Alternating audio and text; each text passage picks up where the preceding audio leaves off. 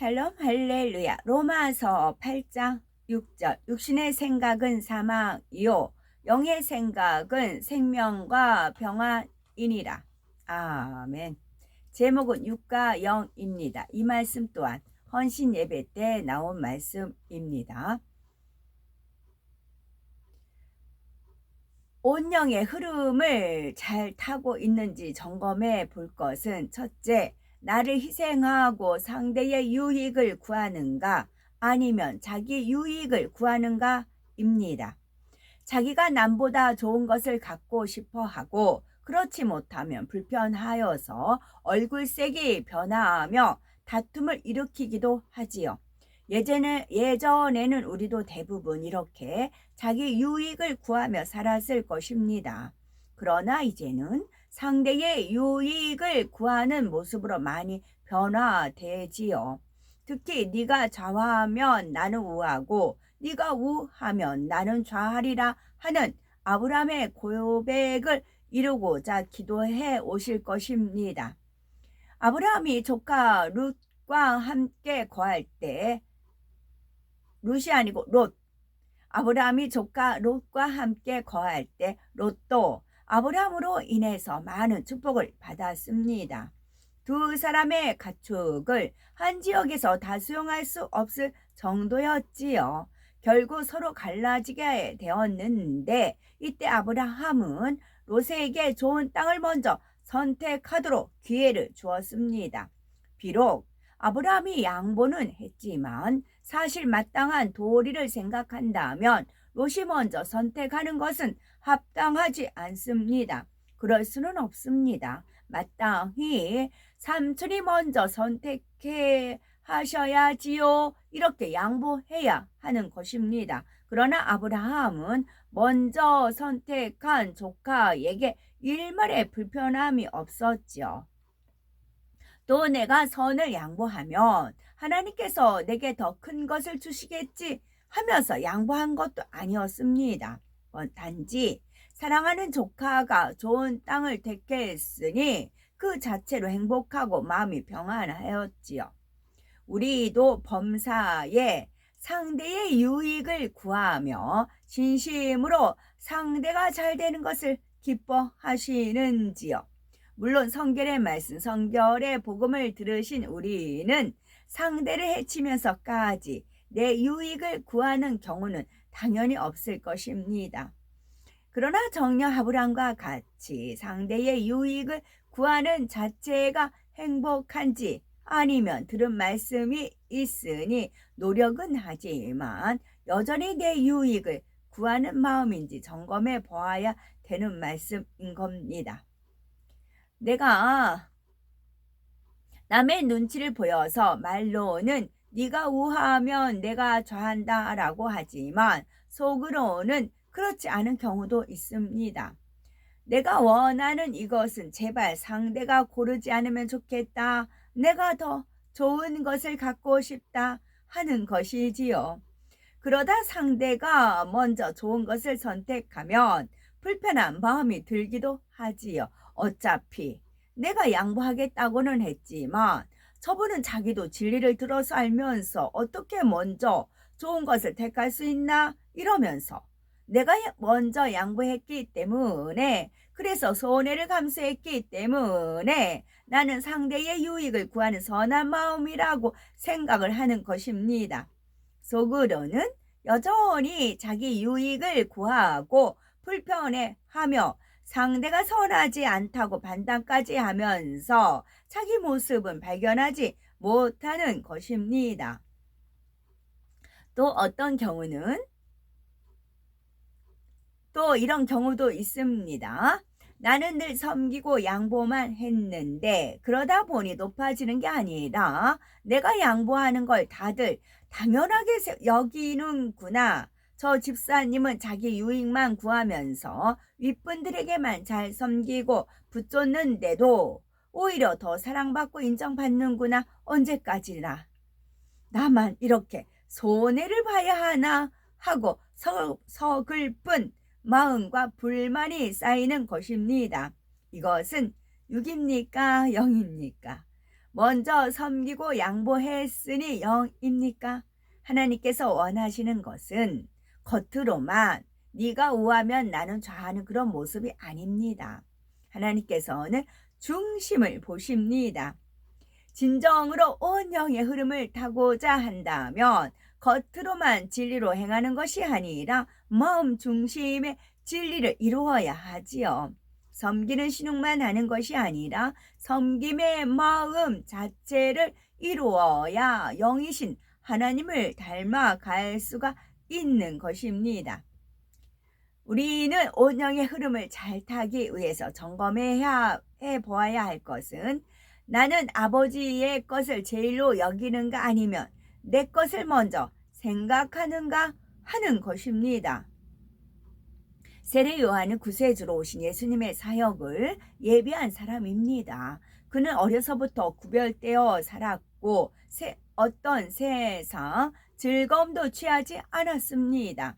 어느 정도 성장하자 곧 혼탁한 세상을 떠나 빈들에서 메뚜기와 서청을 먹었으며 하나님께서 부르실 때까지 기다렸지요. 마침내 때가 되어 열정적으로 회개를 선포하고 사역을 시작하니 많은 사람들이 요한을 따랐습니다. 그러나 얼마 지나지 않아 예수님께서 공생애를 시작하시니 요한의 제자들이 예수님께로 많이 옮겨갔지요. 얼마 후에는 하나님의 뜻을 선포하다가 왕의 노염을 샀고 감옥에 갇히는 처지가 되었습니다. 이때 요한의 마음은 어떠했을까요? 오직 하나님의 나라를 위해 살았다 하지만 조금이라도 육의 마음이 있었다면 서글픔과 낙심이 있었을 것입니다. 내가 일평생 좋은 것을 누리지 않고 하나님께만 온전히 헌신했는데 이제 내게 남겨진 열매는 무엇인가? 사람의 마음이 참으로 간사하기도 하다. 얼마 전까지 나를 붙쫓았던 제자들이 나를 떠나 예수님께 갔고 이 젊은 날의 감옥에서 죽을 날만 기다리니 무엇 때문에 그렇게 희생했단 말인가? 이렇게 한탄했을 수도 있겠죠. 그러나 요한에게는 이런 마음이 전혀 없었습니다. 요한복음 3장 29절 신부를 취하는 자는 신랑이나 서서 신랑의 음성을 듣는 친구가 크게 기뻐하나니 나는 이러한 기쁨이 충만하였노라 하였습니다. 심지어 30절에 그는 예수님은 흥하여야 하겠고 나는 쇠하여야 하리라고까지 말합니다. 자신이 흥하든지 쇠하든지 거기에 관심이 있는 것이 아니라 하나님의 섭리가 이루어지는 것만으로도 기쁨에 충만하다는 것이지요.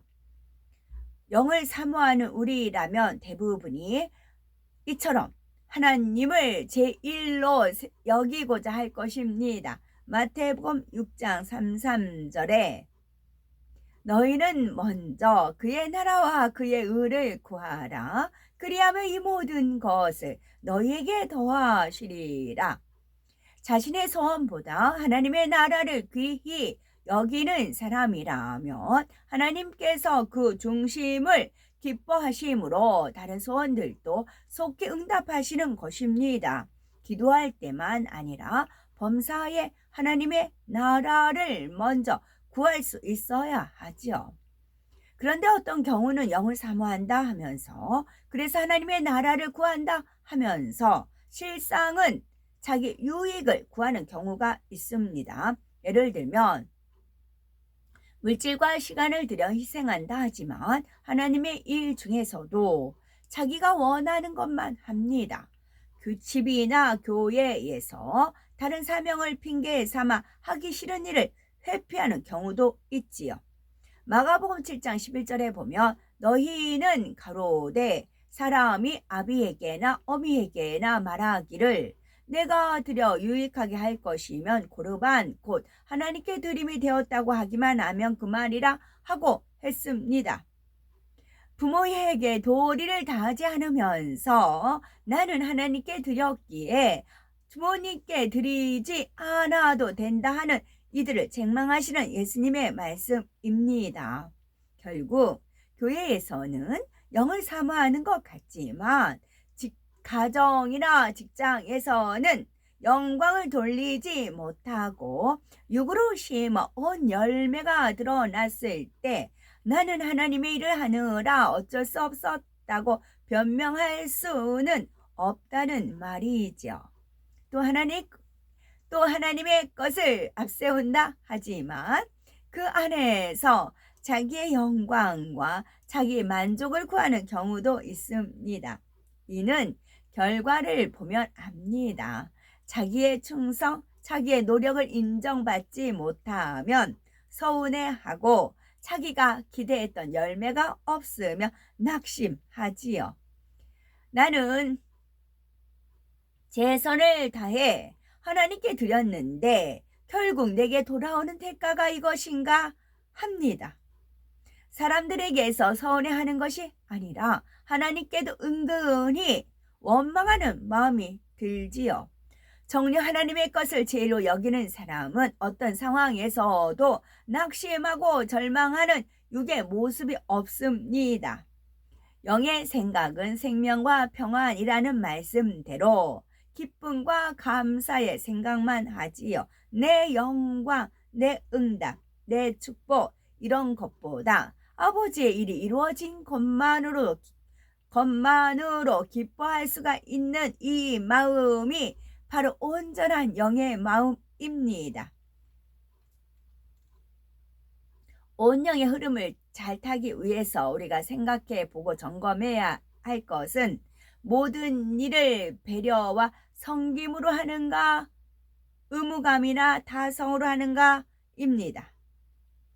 비유를 들면 한 어머니가 집안일을 하는데 탄식이 절로 납니다. 아침부터 기도해야 하고 신방까지 갔다가 오면 그 다음에는 나도 좀 쉬고 싶은데 그래야 철야 기도도 충만하게 할 텐데 청소하고 돌아서면 아이들이 어지럽힙니다. 남편은 자기만 피곤한 줄 아는가 내 입장도 생각도 안 해주고 집안일을 도와주기는커녕 일거리만 더 늘려주네. 날마다 무슨 반찬을 하나 고민해야 하고 집안일을 해도 끝이 없고 내가 하녀도 아니고 일하는 기계도 아닌데 언제까지 이러고 살아야 하나 이러면서 청소도 눈에 보이는 곳만 치우고 며칠째 같은 반찬과 국을 데워서 대충 식사 준비를 합니다. 아이들이 반찬 2정이라도 하면 불평하려면 먹지 마라. 옛날에는 없어서 못 먹었다 라고 야단을 치지요. 반면에 똑같은 상황에서도 다른 생각을 하는 어머니가 있습니다. 일찍부터 기도에도 충만히 했고 아버지 은혜 가운데 신방도 행복하게 했고 이제 집을 깨끗하게 잘 청소해 놓으면 사랑하는 남편과 아이들이 집에 올 때 쾌적하고 아늑하겠지. 오늘은 어떤 반찬을 해주면 우리 식구들이 행복하게 잘 먹을까? 이렇게 가족들을 행복해 해주고 싶은 마음에 이렇게 가족들을 행복하게 해주고 싶은 마음에 찬양을 부르며 청소를 합니다. 같은 재료를 가지고도 다양하게 요리하고 그릇에 담을 때도 입맛을 돋구려고 야채로 예쁘게 장식까지 하지요.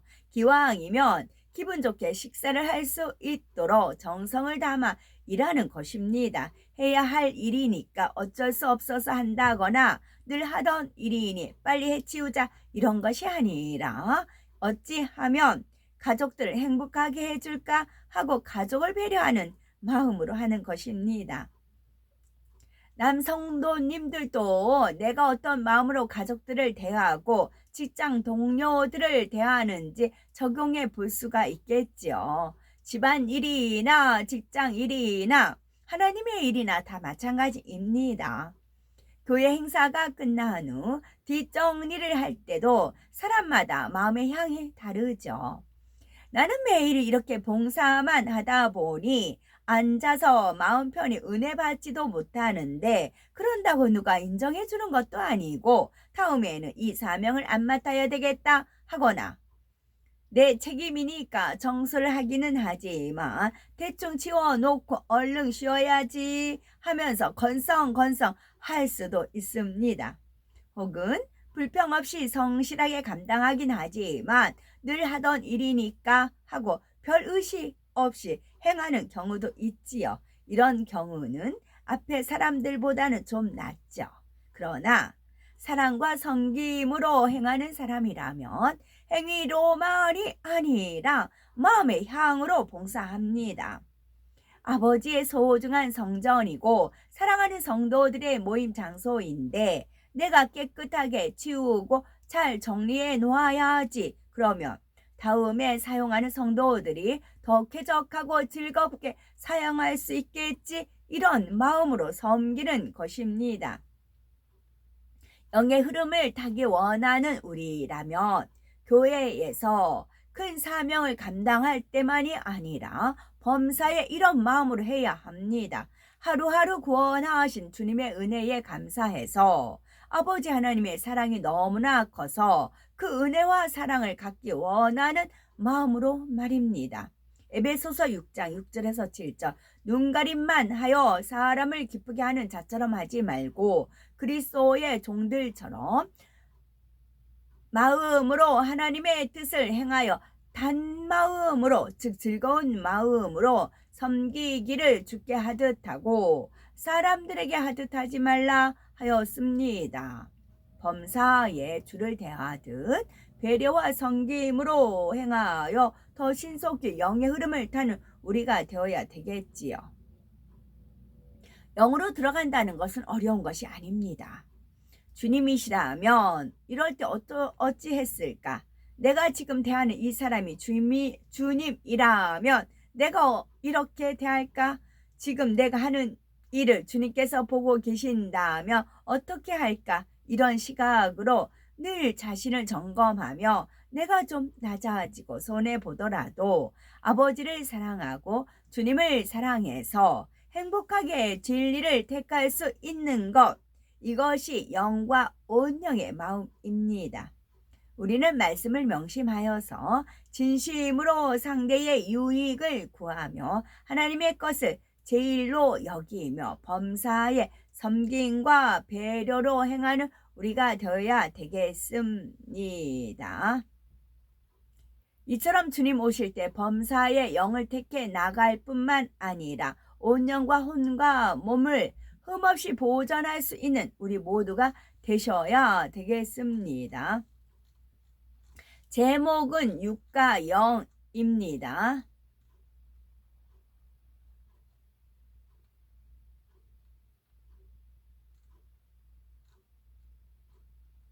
아멘.